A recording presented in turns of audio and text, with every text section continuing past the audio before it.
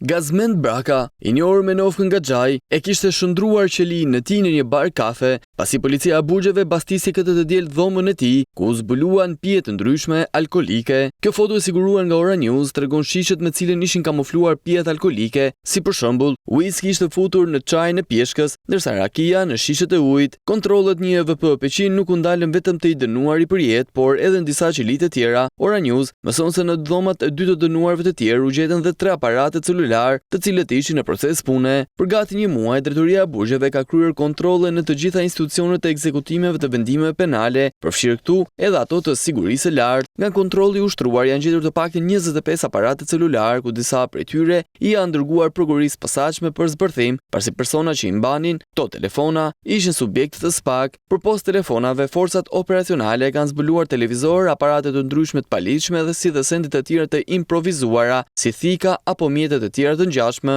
Deri më tani, pavarësisht gjetjeve të këtyre sendeve të paligjshme, ende Drejtoria e Burgjeve nuk ka marrë masa ndaj personave që kanë ndihmuar futjen e tyre, por mësohet se ka nisur një hetim I thelluar për të zbuluar përgjegjësit.